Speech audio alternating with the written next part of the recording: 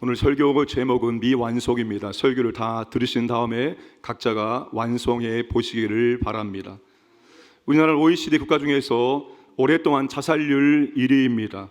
하루에 37명에서 40명이 죽습니다. 1년이면 15,000명이 아까운 생명을 끊습니다.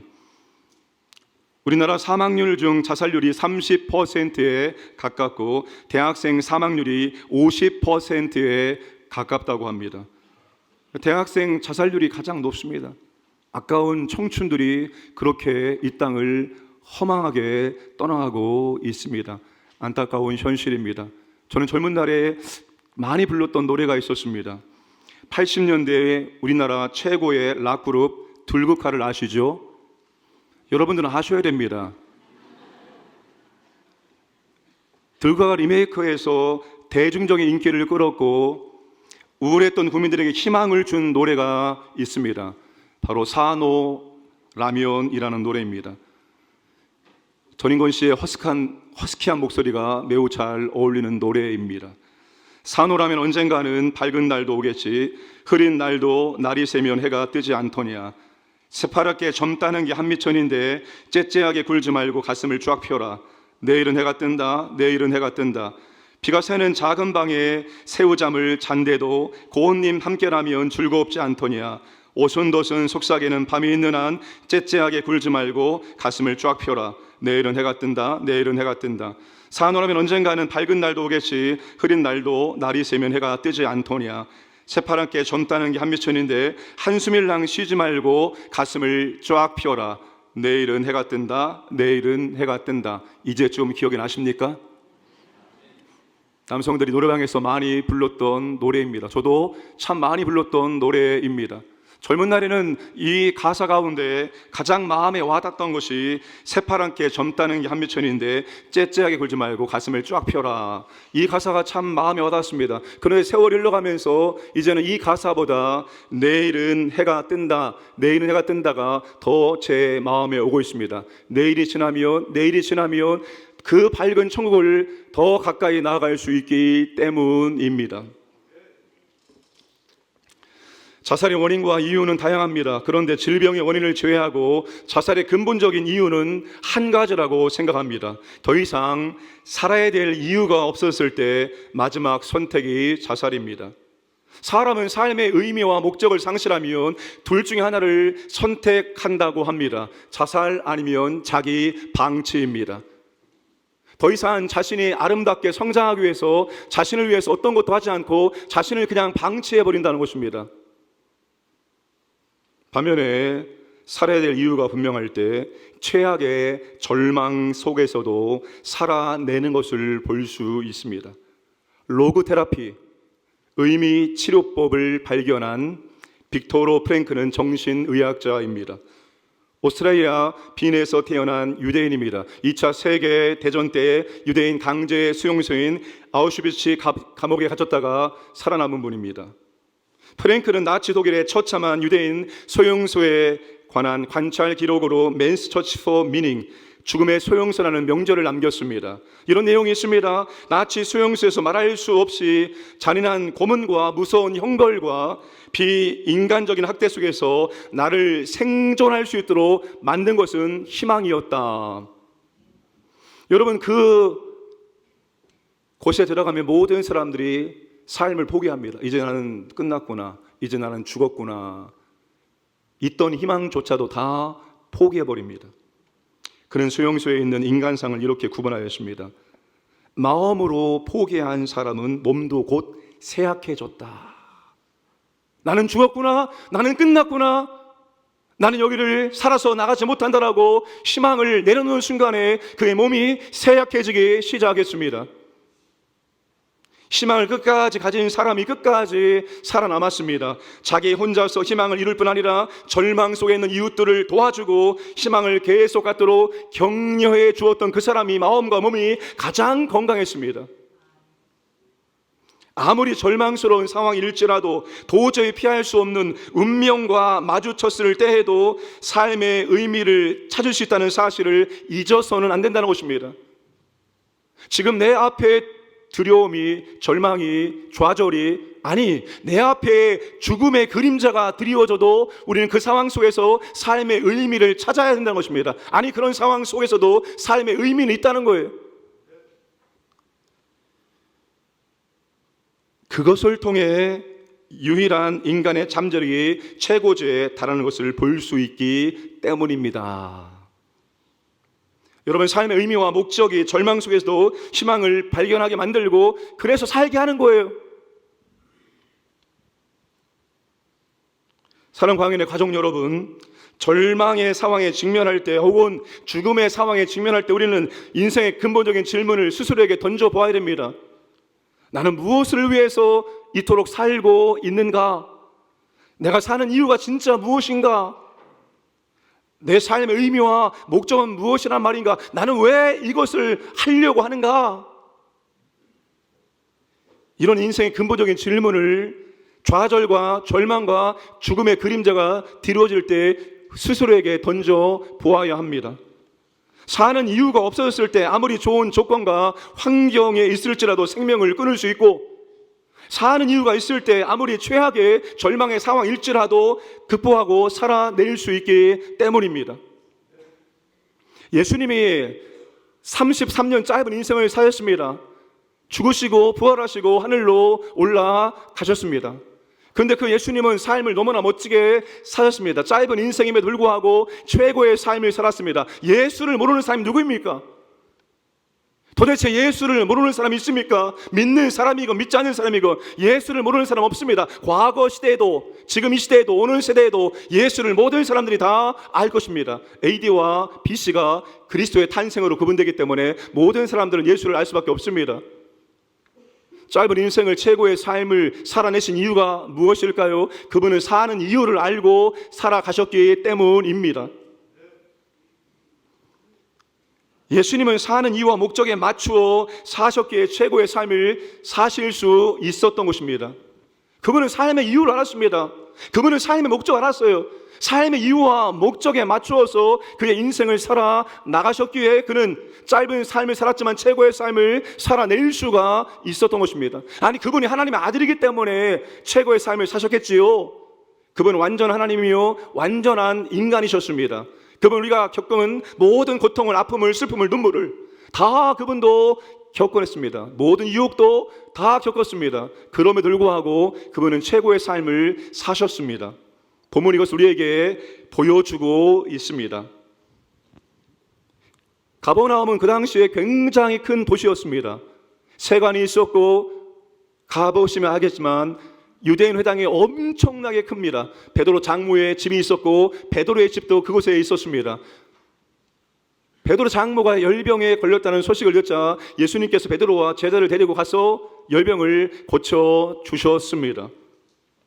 예수님이 베드로 장모의 집에 와 있다는 소식이 전해지자 가버나움과 그 인근 지역에 살고 있었던 모든 사람들이 그 집 앞으로 몰려들기 시작했습니다. 각종 병에 걸린 사람들, 그리고 귀신 들린 사람들이 문전성시를 이루었습니다. 예수님께서 한 사람 한 사람 일일이 질병을 치유하시고 귀신을 내쫓았습니다. 아마 주님께서 밤늦게 그 일을 하셨을 것입니다. 그리고 주님께서 베드로의 장모의 집 혹은 베드로의 집에서 주무셨을 것입니다. 새벽 밝기 전에 일찍 일어나셔서 한적한 곳에 가서 주님이 기도했습니다. 그런데 날이 밝자 또다시 사람들이 몰려오기 시작했습니다. 제자들이 예수님을 찾았습니다. 안 보입니다. 그래서 제자들은 마치 사냥을 하듯이 예수님이 계실 만한 곳을 돌아다니면서 예수님을 찾았습니다. 그리고 예수님을 발견했습니다. 예수님을 만났습니다. 이렇게 말합니다. 주님, 모든 사람들이 주님을 찾고 있습니다. 빨리 많은 사람들이 기다리고 있는 곳으로 가시지요. 그러자 예수님이 제자들이 기대하는 대답, 그래 알았다 빨리 가자 라고 말씀하지 않으시고 다른 가까운 마을로 가자, 거기서도 전도해야 한다고 말씀하시고 그 자리를 옮기셨습니다. 이것이 오늘 본문의 내용입니다. 제자들은 예수님의 예상치 못한 행동에 적잖이 당황했을 것입니다. 많은 사람들이 모여서 지금 예수님을 기다리고 있습니다. 그 많은 사람들은 전부 다 불쌍한 사람들입니다. 주님이 필요한 사람들입니다. 질병에 걸린 사람들입니다. 그 많은 사람들이 주님을 애타게 기다리고 있습니다. 그런데 예수님이 그 사람들을 가지 않고 그 자리를 떠나 다른 마을로 가셨습니다. 아니 어젯밤까지 밤늦게까지 질병을 치유하시고 사람들의 필요를 채우신 주님께서 왜 갑자기 돌변하셨을까? 그들은 적잖이 당황했을 것입니다. 예수님이 그렇게 하신 이유를 말씀해 주십니다. 38절 말씀을 읽겠습니다. 이르시되 우리가 다른 가까운 마을들로 가자. 거기서도 전도하리니 내가 이를 위하여 왔노라 하시고. 병행본문인 누가복음 4장 43절입니다. 예수께서 이르시되 내가 다른 동네들에서도 하나님의 나라 복음을 전하여야 하리니 이는 나는 이 일을 위해 보내심을 받았노라 하시고, 요한복음 12장 27절 지금 내 마음이 괴로우니 무슨 말을 하리요? 아버지여 나를 구원하여 이때를 면하게 하여 주옵소서. 그러나 내가 이를 위하여 이때에 왔나이다. 내가 이를 위하여 왔노라. 나는 이 일을 위해 보내심을 받았노라. 내가 이 일을 위하여 이때에 왔나이다. 이게 예수님이 사는 이유와 목적입니다. 예수님이 제자들에게 사는 이유와 목적을 알려주신 것입니다. 하나님 아버지께서 예수님을 이 땅에 보내셨다는 것입니다. 그런데 보내실 때 그냥 보내신 것이 아니라 해야 할 일을 맡겨서 보내주셨다는 것입니다. 예수님이 하셔야 될 일은 십자가를 지시는 것입니다. 나는 내 마음대로 사는 사람이 아니다. 나는 나를 보내신 하나님 아버지의 뜻대로 사는 사람이다. 나는 하나님이 하라고 하신 일을 완성하기 위해서 사는 것이다. 나는 너희들의 요구를 들어주기 위해서, 나는 사람들의 필요를 채우기 위해서 이 땅에 사는 것이 아니라 나를 보내신 하나님이 주신 일을 완성하기 위해서 사는 것이다. 이것이 예수님이 제자들의 요구와 사람들의 필요를 거부하신 이유입니다. 예수님이 사는 이유는 하나님의 뜻, 좋은 소식, 복음을 전하는 것입니다. 예수님이 사는 목적은 하나님의 구원 프로젝트를 완성하시는 것입니다. 병을 고치는 것 자체가 목적이 아닙니다. 귀신을 내어쫓는 것 자체가 목적이 아닙니다. 그런 것들을 통해서 주님이 하나님 나라를 이 땅에 데리고 왔다, 가지고 왔다는 것을 보여주기 위한 하나의 사인입니다. 표적입니다. 하나님의 구원 프로젝트의 핵심이 십자가입니다. 그 십자가가 예수님의 삶의 중심이요 삶의 목표였습니다. 십자가에서 죽으시는 것이 예수님이 사는 이유와 목적의 마침이요 완성했습니다. 사복음서에 예수님의 행적을 추적해 보면 예수님의 마음의 중심에는 십자가밖에 없었습니다. 그 십자가를 향하여 주님은 하루하루 살았고, 십자가를 향하여 주님의 삶의 계획을 세우고 십자가를 향하여 나아갔습니다. 그게 주님의 사는 이유와 목적의 마침이고 완성이기 때문입니다. 예수님은 사는 이유와 목적을 아시기 때문에 더 이상 그곳에 머물러 계실 수 없었습니다. 그 짧은 시간에 모든 사람들을 다 만날 수가 없습니다. 그 짧은 시간에 모든 곳에 다 갈 수가 없습니다. 모든 사람들의 필요를 다 채울 수가 없습니다. 사는 이유와 목적을 완성하기 위해서 가야 할 장소, 만나야 될 사람, 해야 될 일을 구분하면서 사셨습니다. 그래서 많은 사람들이, 정말 주님이 필요한 많은 사람들이 그토록 애원하며 간절하게 기도하고 있을지라도 주님은 그냥 냉정하게 외면하고 다른 마을로 가서 복음을 증거하신 것입니다. 사랑하는 광인의 가족 여러분, 당신이 사는 이유는 무엇입니까? 당신이 사는 목적은 무엇입니까? 질문한다면 무엇이라고 대답하시겠습니까? 과거에서부터 지금까지 모든 사람들이 이 질문에 대한 답을 찾고자 합니다.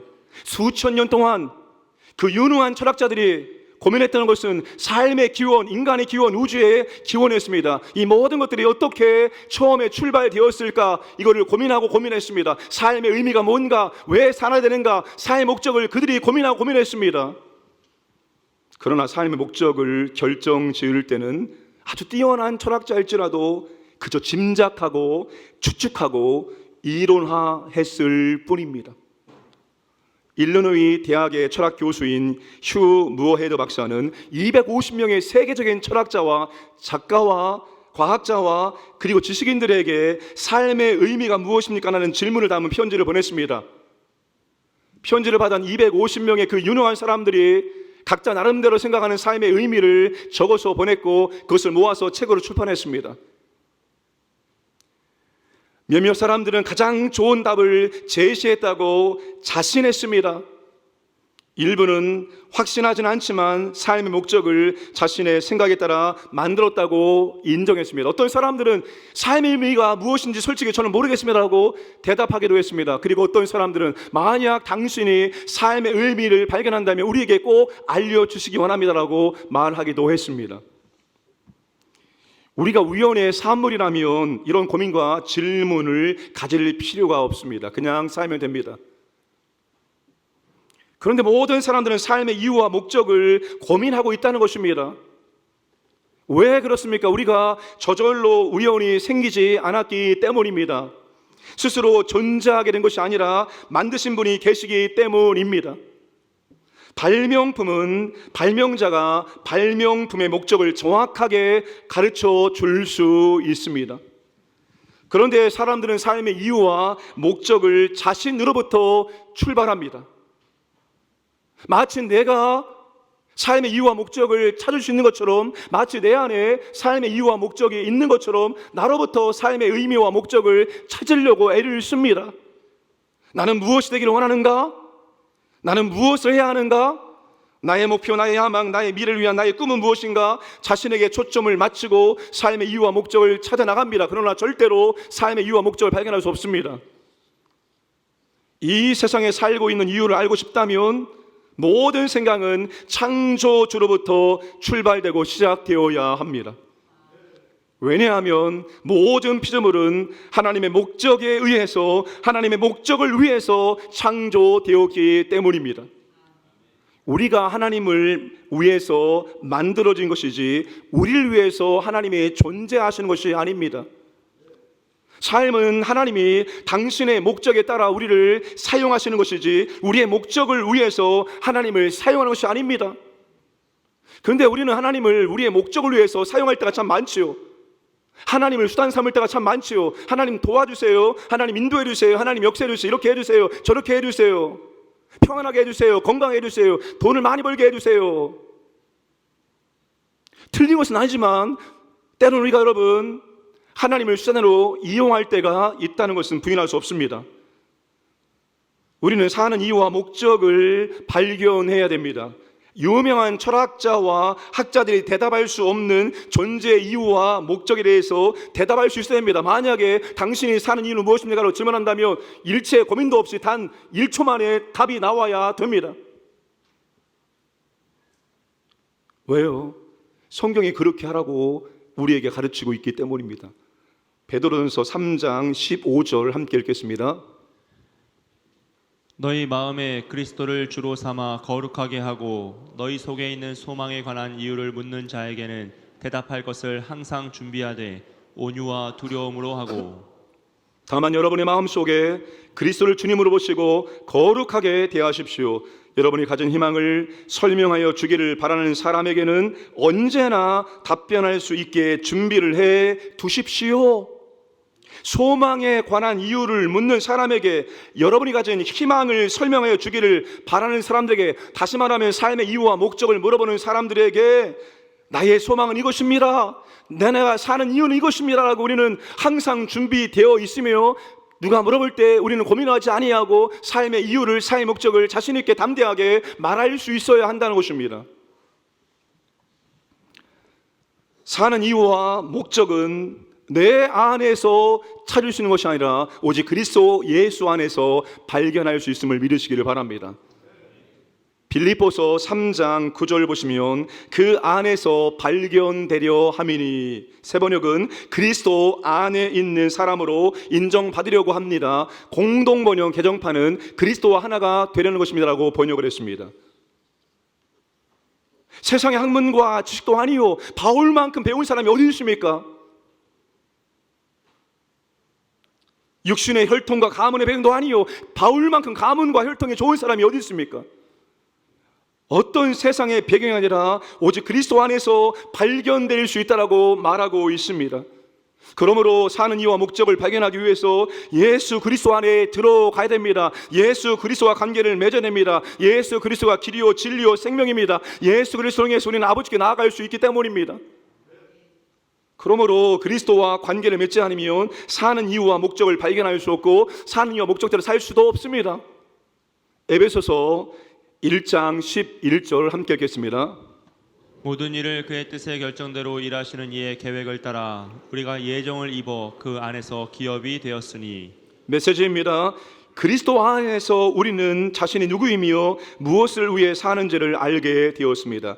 우리가 그리스도에 대해 처음 듣고 소망을 품기 훨씬 전에 하나님께서는 우리를 눈여겨보시고 우리로 하여금 영광스러운 삶을 살도록 계획하셨습니다. 시편 139편에 우리의 형질이 만들어지기 이전에, 우리가 생기기 이전에 하나님께서는 우리가 이 땅에 태어나 살 모든 일들을 책에 기록했다고 말씀을 하실 정도입니다. 여러분, 우리는 예수 그리스도와 관계를 맺지 아니하고 그분과 교제하지 아니하며 사는 이유와 목적을 발견할 수 없다는 것입니다. 사랑하는 여러분, 그리스도 안에 사는 이유와 목적이 있습니다. 그리스도 안에서 우리가 세상에서 해야 될 일들을 발견할 수 있습니다.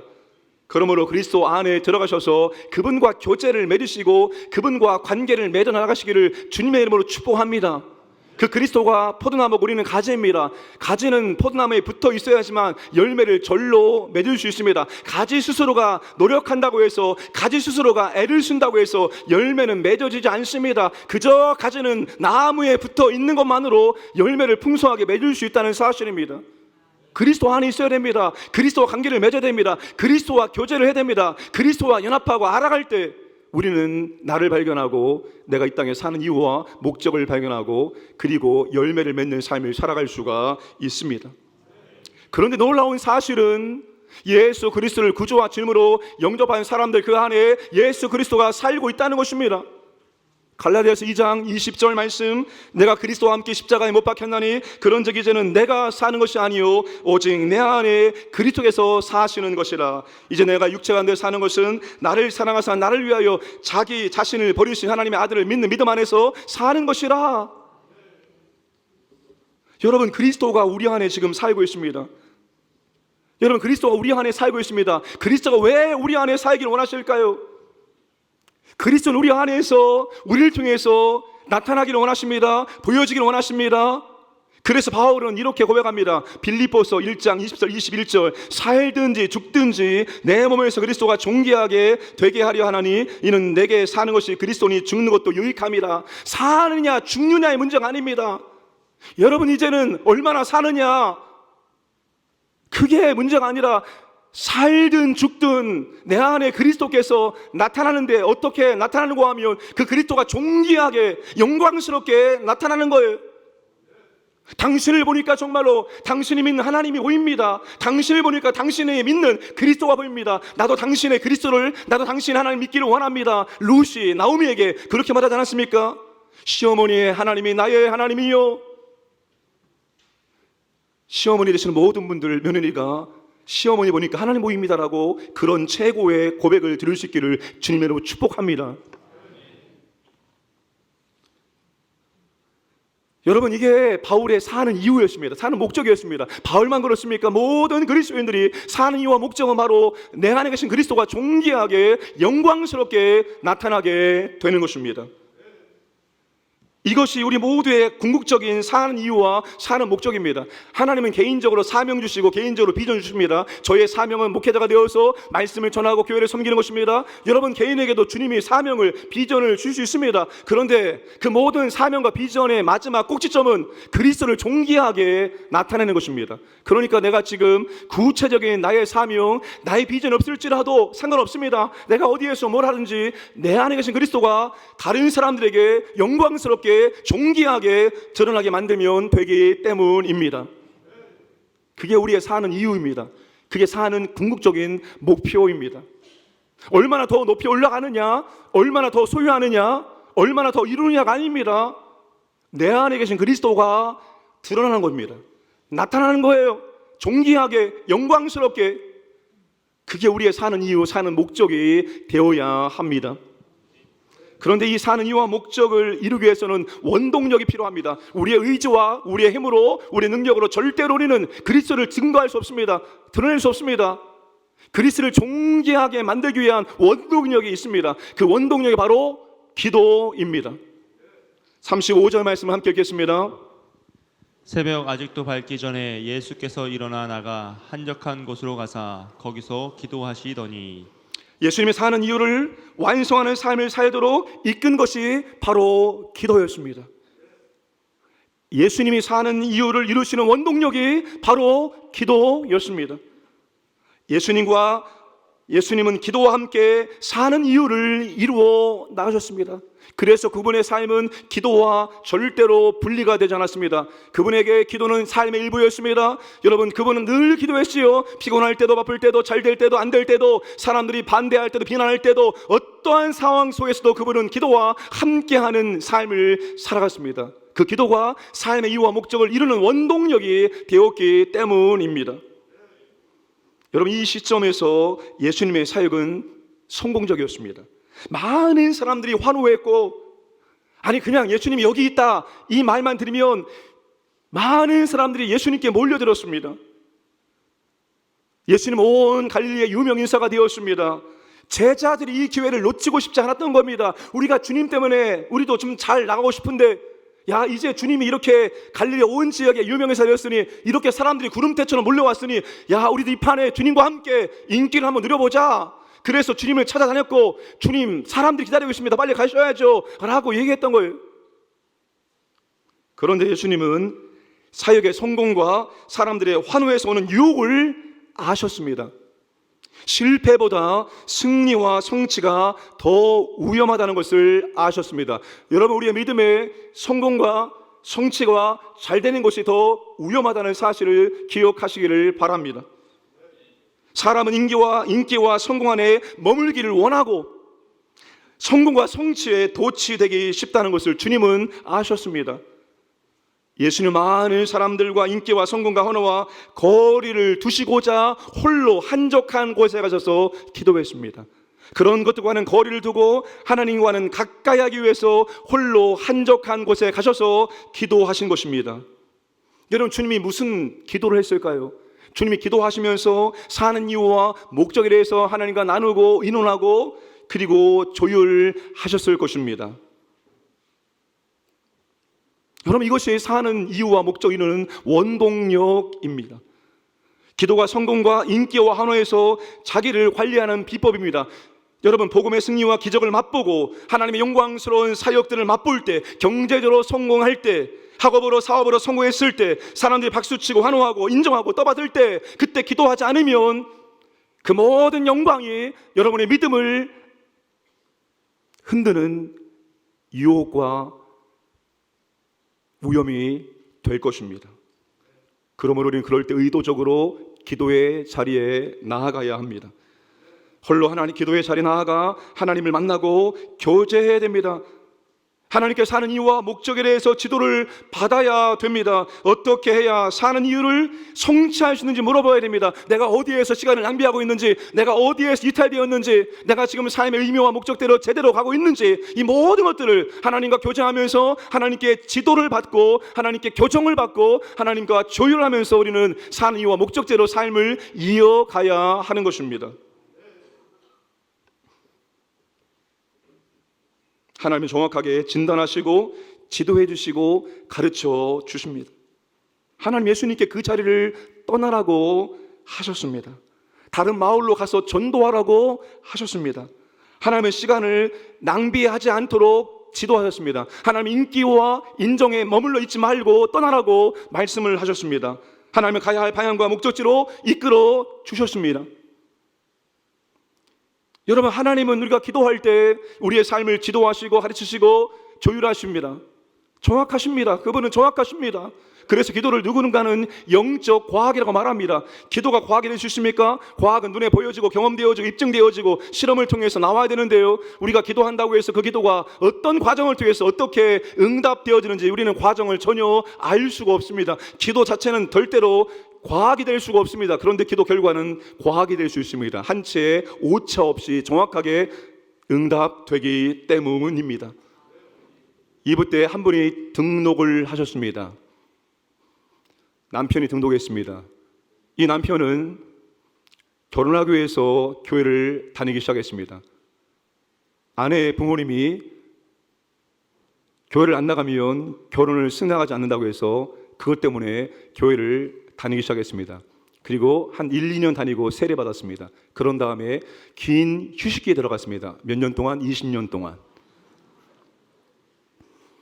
그런데 그 아내가 일산에 살고 있는데 이번에 세계부터 특세 때 오직 한 가지 기도 제목만 내려고 하니까 그분이 기도 제목을 하나님 남편이 다시 예배 드릴 수 있도록 기도 제목을 쓴 겁니다. 그런데 본인이 그래요. 기도 제목을 쓰면서 이게 될까? 20년의 세월이 흘렀는데 이게 이루어질까? 이 잠깐 기도한다고 해서 이루어질까? 의심 들었습니다. 그럼에도 불구하고 한 가지 기도를 적고 기도하라 하니까 그 기도 제목을 적고 기도하기 시작했습니다. 그리고 20년 만에 기적이 일어났습니다. 남편이 오늘 교회에 나와서 등록을 하게 된 것입니다. 그 아내분이 눈물을 글썽거리며 그렇게 이야기를 했습니다. 기도는 오래 합니다. 기도는 길지만 응답은 잠깐입니다. 기도는 20년 기도할 수 있지만 그 응답은 단 1초 만에 응답이 될 수 있는 것입니다. 그러므로 여러분이 끝까지 기도할 수 있어야 되는 것입니다. 제가 오늘 이 시간을 빌어서 우리 귀한 성도님께 회개하려고 합니다. 저는 최근에 금요 성령 기도할 때마다 마음이 불편했습니다. 그냥 마음이 불편한 것이 끝나면 좋으련만 그 마음의 불편함이 드러났습니다. 저는 숨기려고 했지만 아내는 기가 막히게 제 표정을 보고 알아차리고 편안하게 하라고 제게 얘기해 주었습니다. 어떻게 알았지? 왜 제 마음이 불편했을까요? 왜 기도하는 분들이 이렇게 없을까? 이 자리에 기도해야 될 분들이 있는데 왜 기도하는 분들이 없을까? 이 마음이 드니까 마음이 불편해지고 거기에서 딱 멈추면 되는데 제가 감히 우리 여러분들을 정죄하는 거예요. 로마서 8장 1절에 그리스도 예수 안에서 누구도 우리를 정죄할 수 없는데 담임 목사인 제가 성도들을 정죄하고 있는 거예요. 왜요? 아니 기도해야 될 분들이 기도 잘 안 나오네. 도대체 어디서 뭘 하고 있지? 이러면서 제가 정죄하는 거예요.